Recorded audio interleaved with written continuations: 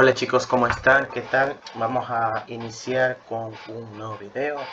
Vamos a hablar sobre la anatomía del riñón. Es un video que decidí grabar en dos partes, donde la primera vamos a enfocarnos en la generalidad del riñón, la posición, la cápsula renal y la configuración interna. Mientras en la segunda nos vamos a enfocar en sus relaciones y en su vascularización y su inervación. Sin más que decir, entonces podemos iniciar. Ahora, ¿qué son los riñones?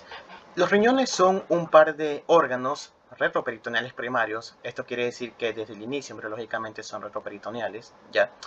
Paravertebrales y tóraco-abdominales, ya es decir, entre el tórax y el abdomen, la pared abdominal, ya, entre la pared abdominal posterior.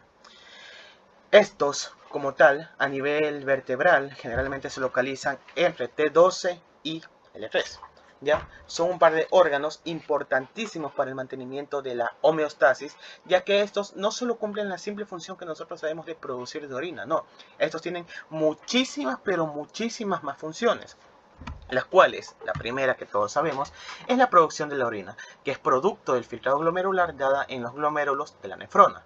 El segundo es el control del pH o el control del equilibrio ácido-básico. Esto lo hace por medio de la excreción de ciertas bases o de ciertos ácidos, los cuales se expulsan con la orina. Esta función de la regulación equilibrio ácido-base la comparte junto con los pulmones y la comparte junto con los líquidos corporales y las proteínas. Asimismo, es regulador de la volemia. ¿A qué se refiere con regulación de la volemia? La volemia es en realidad el volumen sanguíneo, ¿ya? Estos regulan la volemia excretando o reabsorbiendo grandes cantidades de agua dependiendo de cómo se encuentra la volemia, con tal de mantenerla en niveles óptimos. Asimismo, mantiene la osmolaridad. Esto lo hace por medio de la excreción o reabsorción de ciertos iones, como lo son el sodio, el potasio, el calcio, el cloro, etc. ¿Ya? Asimismo, realiza gluconeogénesis. Recordemos que la gluconeogénesis, cuando ya habíamos visto en glucagón e insulina, se refiere como el proceso, la producción de glucosa a partir de compuestos que no son carbohidratos, principalmente los aminoácidos gluconeogénicos, como son la alanina. ¿Ya? Un dato importante es que este proceso de gluconeogénesis se realiza en dos órganos, en hígado y en riñón. El hígado es el 90%, mientras que el riñón es el 10%. Si bien es un porcentaje menor, es igual importante saberlo.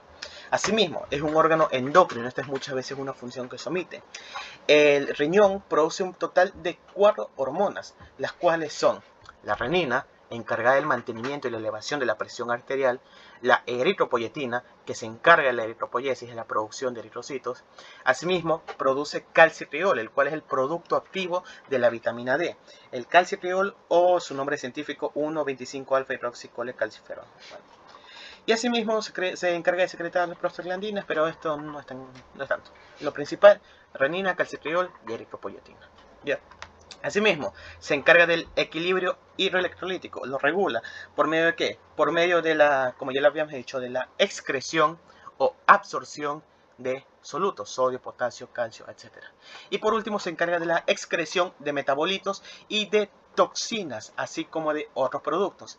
En los metabolitos, que ya son los productos finales del metabolismo de ciertos tejidos, de ciertas células, este se encarga de eliminarlos, como es el caso del ácido úrico, producto del metabolismo de los nucleótidos; la urea, producto del metabolismo de las proteínas; la creatinina, producto de la creatinina muscular, ¿ya? Así como de ciertos fármacos, productos finales de las hormonas, aditivos alimentarios, toxinas, etcétera, etcétera.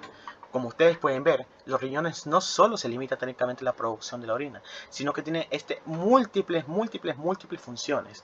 De hecho, e incluso es sorprendente, una persona puede vivir con un solo riñón, como ya muchos sabemos, debido a que el otro riñón, las nefronas del otro riñón tienden a hipertrofiarse levemente. Ya, pero es suficiente con tal de lograr mantener la homeostasis. Ahora, ya hablando un poco más anatómicamente, ¿dónde se localizan los riñones? Ya lo habíamos dicho, los riñones a nivel vertebral se localizan entre T12 y L3, entre la duodécima vértebra torácica y la tercera vértebra lumbar. siendo el riñón derecho que está un poco más abajo que el riñón izquierdo, debido al hígado. El hígado, la masa hepática, realiza compresión y desciende el riñón derecho un poco más. Ya, en cambio, el riñón izquierdo está un poco más arriba y un poco más cerca de la línea media, más cerca de la columna vertebral. Son importantes esos datos. ¿Ya? Estos como tal tienen una forma de una haba, una habichuela o de un frijol, ya, con un borde lateral fuertemente convexo y un borde medial cóncavo, llamado ilio. ¿Ya? Estos como tal tienen un color rojo violáceo, es de consistencia firme, liso en el adulto y lobulado en el feto. En el feto podemos encontrar estas grandes lobulaciones de 8 a 12 lobulaciones, si no mal me equivoco. ¿Ya? Y como tal ya lo había dicho la forma, y de hecho esta diferencia entre las alturas, ya la diferencia de altura tanto del riñón izquierdo como el riñón derecho es aproximadamente media vértebra, le da distintas relaciones tanto al riñón izquierdo y derecho con las costillas. El riñón derecho, como está un poco más abajo, está en contacto con el último espacio intercostal y la duodécima costilla. En cambio, el riñón izquierdo, como está un poco más arriba, está en contacto con la undécima costilla, con el último espacio intercostal y con la duodécima costilla. ¿Ya? Si bien los riñones están aplicados a la pared abdominal posterior por detrás del peritoneo parietal posterior, no son órganos totalmente fijos, ya que estos riñones descienden durante la inspiración y asciende durante la inspiración. Aproximadamente unos 2 a 3 centímetros se desplazan en sentido vertical. ¿Ya? Ahora, estos riñones tienen unas medidas clásicas, tienen una altura de 10 a 12 centímetros de alto, una anchura de 5 a 8 centímetros de ancho y finalmente una profundidad de 3 a 5 centímetros. Los riñones en conjunto ambos riñones pesan 300 gramos, siendo el riñón izquierdo un poco más voluminoso que el riñón derecho, debido a su proximidad con la aorta. El riñón izquierdo en sí pesa 170 gramos, mientras que el riñón derecho pesa 130 gramos. En conjunto los dos, los 300 gramos. Ahí está. Ya había hecho su coloración, el color rojo violáceo, y estos riñones como tal representan solamente el 0.5% del peso corporal. ¿Ya? Algo que creo que me había olvidado decirles, no recuerdo si lo dije, es que los riñones están localizados en lo que se conoce como la fosa lumbar, la cual está limitado hacia abajo por la cresta ilíaca, hacia arriba por la duodécima costilla y hacia adentro por la columna lumbar. ¿Ya? Ahora, empecemos a ver cada uno de estos detalles, empezando primero con la configuración interna y su constitución. Lo primero que nos llama la atención al ver los riñones es que estos están cubiertos por una cápsula fibrosa.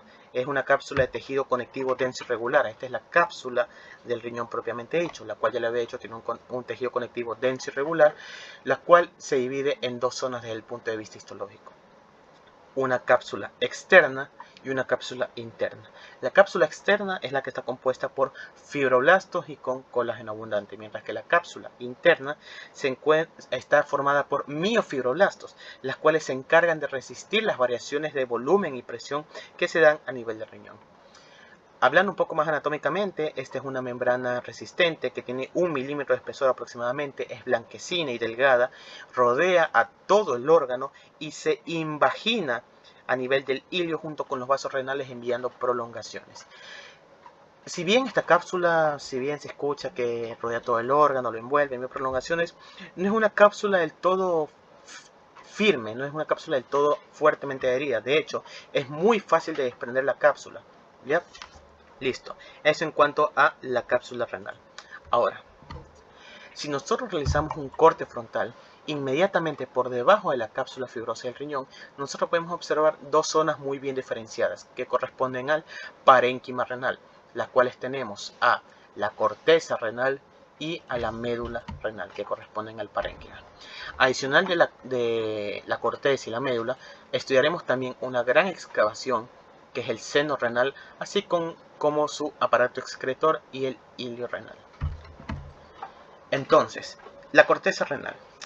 La corteza renal es de un color pálido, de aspecto granuloso, corresponde a la zona más externa del parénquima renal, y esta corteza, bueno, dos cosas. La primera es que la corteza está fuertemente vascularizada, tiene una muy rica vascularización, tiene aproximadamente el 90-95% de la irrigación que le llega al riñón, ¿ya? Y esta corteza la podemos dividir en dos zonas, una corteza propiamente dicha y las columnas renales. Empezando con la corteza propiamente dicha, ya lo había hecho, este es el color pálido de aspecto granular y estrellado también. Ya aquí podemos también verla como tiene un aspecto un poco granular, pálido pero a la vez estrellado. Ya esta corteza propiamente dicha se divide en dos zonas, las cuales voy a hacer zoom ahora. La primera, que corresponden a estas estriaciones que podemos ver aquí, que se la conoce como la zona radiada, donde se localizan los rayos medulares de Ludwig o las pirámides de Ferrein. ¿A qué corresponden estos rayos medulares o pirámides de Ferrein? Corresponden en sí a la unión, ¿ya? Corresponde a la unión de varios túbulos rectos, los cuales se dirigen de la base de una pirámide hacia la periferia, ¿ya? Esta es la que le da este aspecto estriado característico que nosotros conocemos, ¿ya? Eso en cuanto a la zona radiada. Y por último, entre cada uno de estos rayos medulares o pirámides de Ferrein, encontramos una zona un poco más granulosa, de aspecto más granular, que corresponde a la zona contorneada o laberinto cortical. Llamada así porque es a esta zona que vamos a encontrar a los corpúsculos renales junto con los túbulos contorneados del riñón. Aquí podemos ver, esta marca de 10 serían los rayos medulares de Ludwig, que tienen que ser en conjunto, y en cambio estas aquí corresponden a las que están a los lados, corresponde a el laberinto cortical, ¿ya?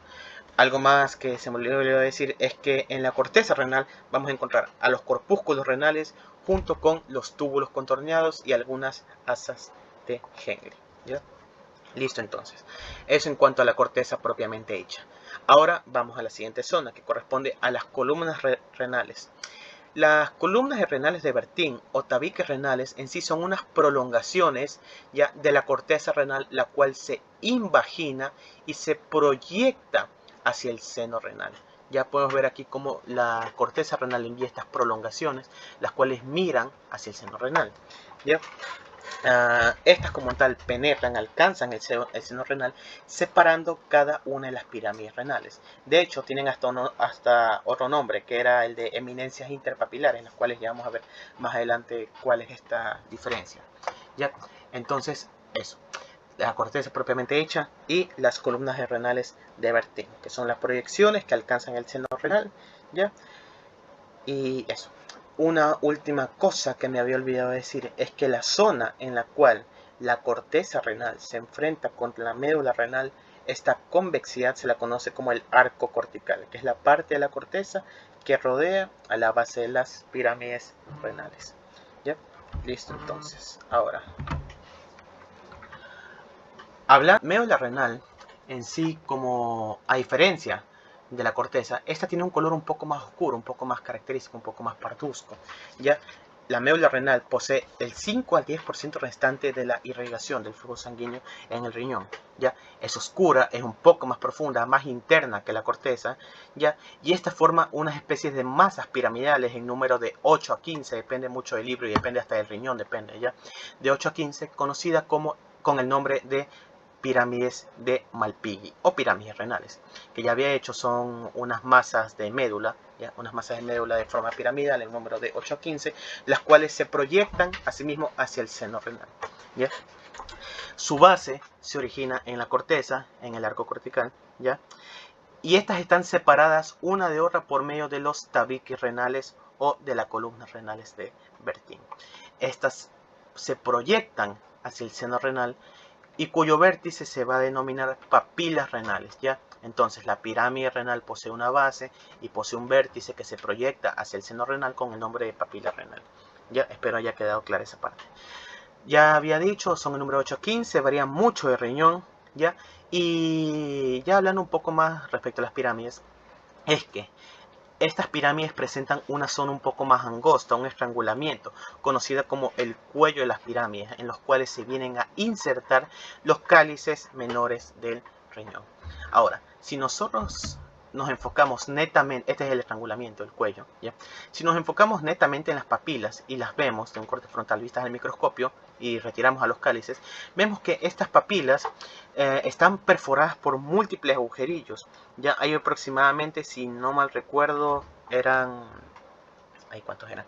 De unos 10 a 20 orificios que corresponden al área cribosa. Estos 10 a 20 orificios que forman el área cribosa representan la desembocadura de los túbulos colectores del riñón hacia los cálices para finalmente eliminar y liberar la orina. En esta área cribosa, ya lo había hecho, son aproximadamente 10 a 20 orificios, se encuentran aproximadamente 4.000 a 6.000 túbulos colectores. ¿Ya? Ahora, ya había dicho que aquí se vienen a insertar, que se proyectan, listo. Entonces, estas papilas renales pueden ser simples o pueden ser bifoliadas. ¿A qué me refiero con simples bifoliadas? Pueden ser simples cuando solamente es una papila renal, ya yo solo veo una papila renal como yo estoy viendo aquí, o pueden ser bifoliadas, cuando en este caso dos papilas renales se terminan uniendo. Ya, esta es una papila renal bifoliada. Aquí podemos ver el cuello donde se vienen a insertar los cálices menores y esta corresponde al área cribosa. ¿Ya? Entonces esos son los dos tipos de papilas renales que hay. Son simples o pueden ser bifoliadas. Compuestas, las bifoliadas en este caso puede ser el producto de unión de 2 a 3 papilas. ¿Ya? Ahora, estas papilas renales tienen una altura aproximada de 4 a 10 milímetros. ¿Ya? Y estas de aquí, hay tantas papilas renales como pirámides hayan. Eso obviamente tiene sentido si son los vértices. ¿Ya? Y lo que quería aclararles, lo que les había hecho, es que para diferenciar las papilas renales, son estas aquí, ya que corresponden al vértice de las pirámides renales, y estas se las reconoce porque poseen un área cribosa. En cambio, las que no poseen un área cribosa y se localizan entre las papilas renales son las eminencias interpapilares, que ya había hecho, que corresponden a las columnas renales de Bertin. ¿Ya? Histológicamente, a la médula la podemos dividir en dos zonas, una médula externa y una médula interna. Y a su vez la médula externa se divide en una franja externa y en una franja interna. Todo esto ya es el punto de vista histológico, pero ahí se los dejo para que lo sepan. Esta es lo que yo les había dicho, que esta corresponde al área cribosa. Ahora, hablando respecto al aparato excretor del riñón, este se inicia en los cálices, ¿ya? En los cálices renales y se continúa con la pelvis y finalmente con el uréter. Los cálices renales son unas bolsas músculo-membranosas las cuales marcan el inicio de la vía excretora del riñón, del aparato excretor del riñón. Estos internamente están revestidos por un epitelio polimorfo o un urotelio, epitelio de transición, el cual está diseñado para adaptar la extensibilidad, los cambios de volumen y presión que se producen en el interior de los cálices producto de la orina que va desembocando de las papilas renales. ¿Ya? Estos cálices a su vez se pueden subdividir en dos, cálices menores y cálices mayores.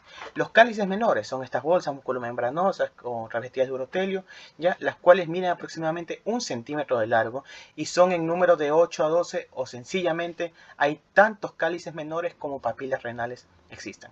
¿Ya? Estos cálices, como ya habíamos escrito, se insertan en el estrangulamiento, en el cuello de las pirámides renales, cerca de las papilas renales donde vienen a desembocar la orina.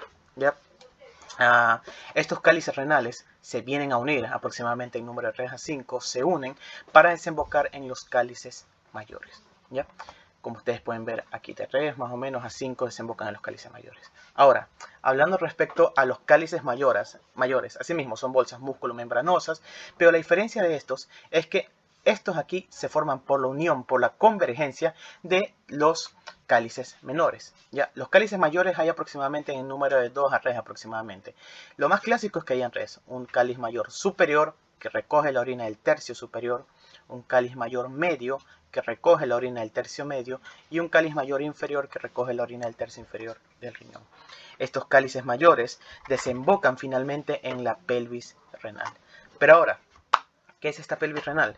Podemos definir la pelvis renal como un segmento dilatado, ensanchado, en forma de embudo que atraviesa, que penetra el hilio renal y se continúa con el uréter.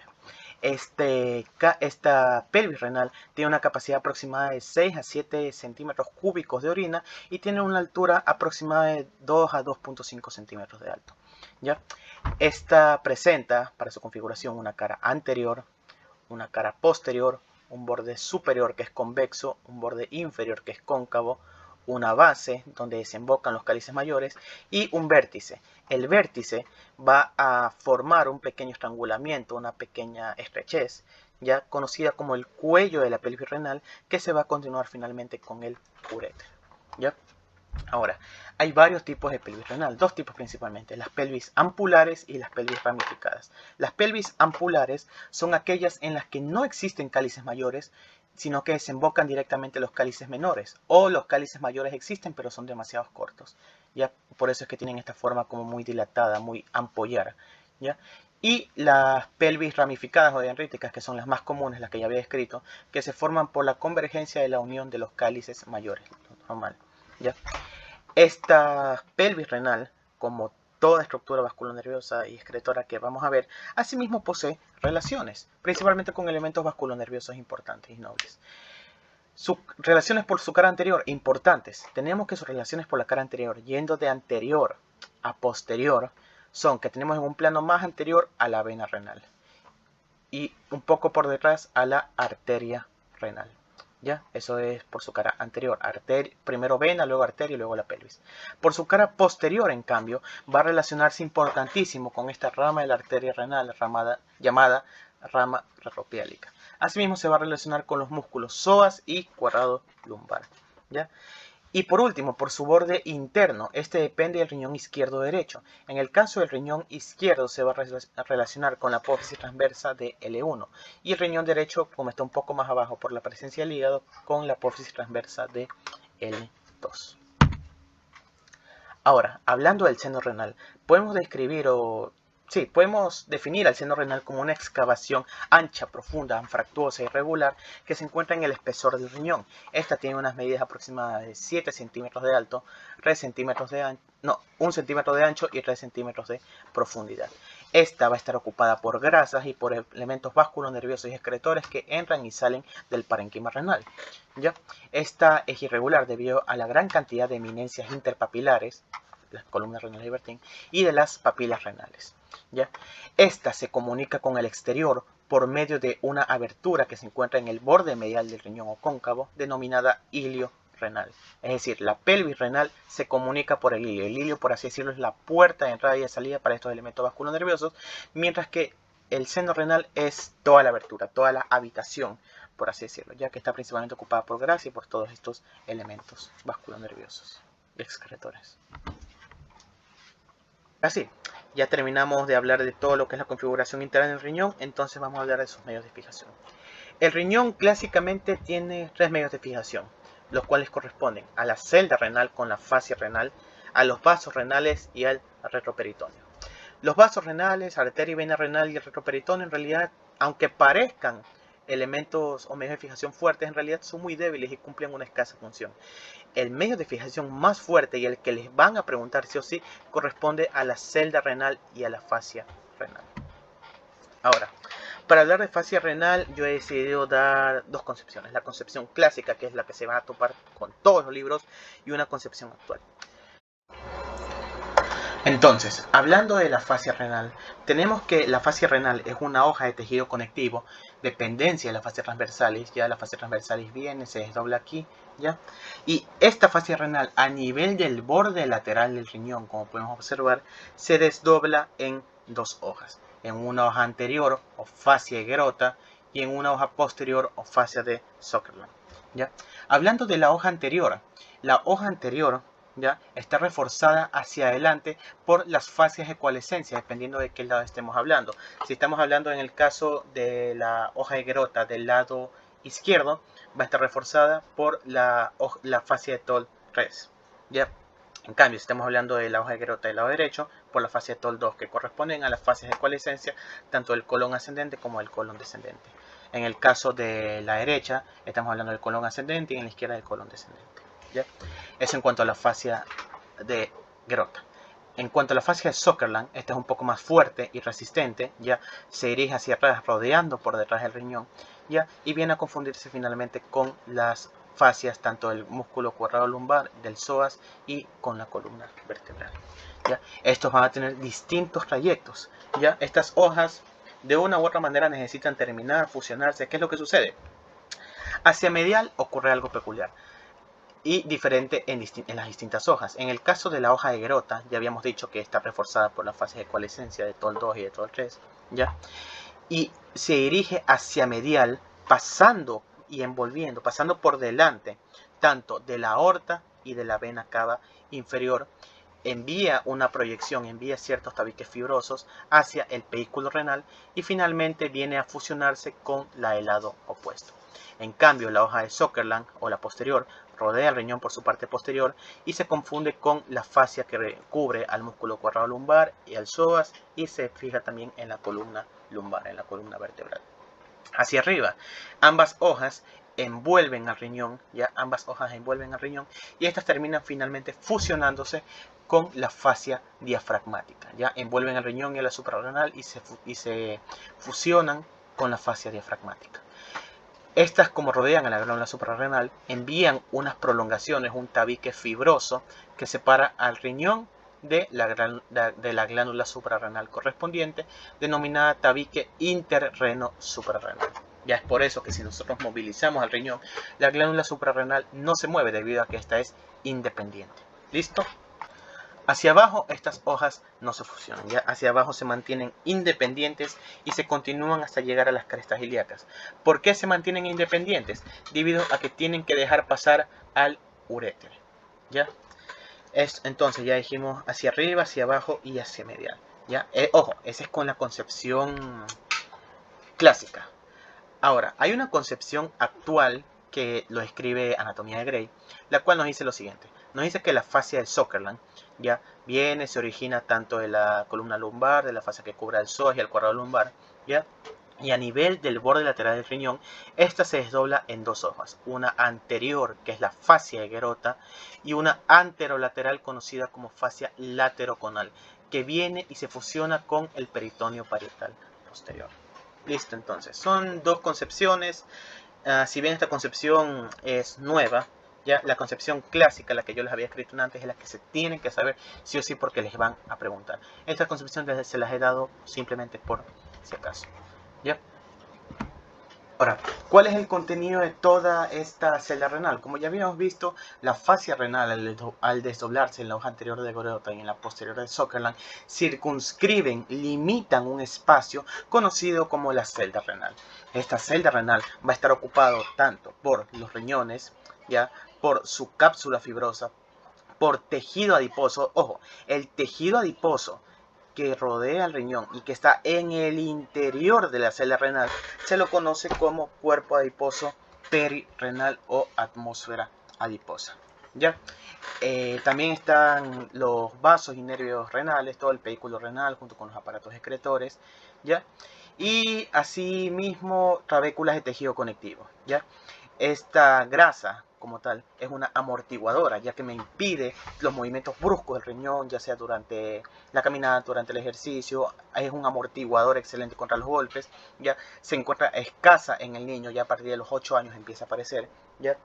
Y como tal, estas dos hojas se comunican entre sí porque lanzan trabéculas de tejido conectivo que el tejido adiposo va a estar encargado de tensar para impedir de esta manera los movimientos bruscos del riñón, ¿ya? Entonces, la grasa perirrenal, ¿ya? Y por fuera, esto es importante, por fuera de la celda renal encontramos al cuerpo adiposo pararrenal, ¿ya? O de Gerota, ¿ya? Este cuerpo adiposo pararrenal o de Gerota está dispuesto entre la fascia transversalis y la fascia renal y se localiza por detrás y a los lados de estas, ¿ya? Listo, entonces, eso es respecto a la celda renal. Aquí también se puede ver lo mismo, la anterior de Gerota, la posterior de Sutherland, circunscriben todo este espacio, ¿ya? Y algo importante es que si bien este es un tejido adiposo, como todo tejido necesita vascularización, y es aquí donde también se forma un arco vascular denominado arco exorrenal, el cual se localiza a nivel del borde lateral del riñón, ¿ya? A nivel del borde lateral, y está formada por la anastomosis de 7 ramas de las ramas de 7 arterias distintas, las cuales son ramas de la arteria renal, ramas de las arterias mesentérica superior y mesentérica inferior, ramas de las arterias suprarrenal media o capsular media, las ramas de las arterias gonadales, ramas de las 3 primeras arterias lumbares, ramas provenientes directamente de la aorta y ramas provenientes de las frénicas o diafragmáticas inferiores, ¿ya? Todas estas ramas arteriales se anastomosan a nivel del borde lateral del riñón, forman el arco exorrenal y se encargan de irrigar a todo el tejido adiposo y toda la atmósfera adiposa perirrenal. renal. ¿Ya? Listo con eso entonces ya. Y por último, ya hablando, ya para terminar, del pedículo renal. El pedículo renal corresponde en sí al conjunto de elementos vasculonerviosos que atraviesan el riñón y se encargan de darle su nutrición. ¿Ya? La disposición del pedículo renal es importante y esto les van a tomar fijo, sí o sí les van a tomar. La división clásica, la disposición clásica es la siguiente. Hacia anterior, hacia adelante tenemos a la vena renal. Hacia posterior a la arteria renal y un poco más hacia posterior tenemos a la pelvis renal. Entonces, yendo de anterior a posterior, vena renal, arteria renal y pelvis renal. Ahora, si se quieren poner un poco más exquisitos en cuanto a términos, pueden decir que la disposición es la siguiente.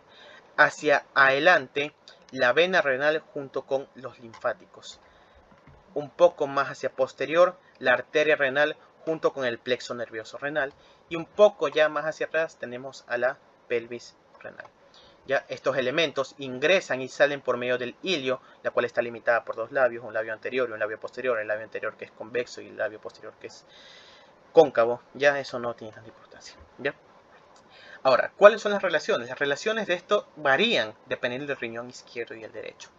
A nivel posterior, las relaciones del pedículo renal son sencillas. Están en relación tanto con la columna lumbar, el músculo psoas, el cuadrado lumbar y con la cadena simpática lumbar. ¿Ya? Hacia anterior es un poco diferente. Hacia anterior depende de dónde estemos hablando, de derecha o izquierda. En la derecha va a estar relacionada con la segunda porción del duodeno, la cabeza del páncreas y la vena porta. ¿Ya? Eso es hacia el riñón derecho, anterior al riñón derecho. En cambio, hacia anterior, en el riñón izquierdo, va a estar relacionado con el cuerpo y la cola del páncreas, con el ángulo de Reitz y con los vasos esplénicos. ¿Ya? Hacia arriba va a estar relacionado con las glándulas suprarrenales o adrenales y hacia inferior el pedículo renal se relaciona directamente con el uréter. Listo. Cabe recalcar que todo este pedículo renal está rodeado por tejido conectivo proveniente de la fascia renal. Listo chicos, entonces eso es todo por hoy, espero les haya gustado. Compártanlo con sus amigos, cualquier pregunta, duda dejen en los comentarios. La segunda parte la estaré subiendo por estos días. Sin más que decir, muchas gracias.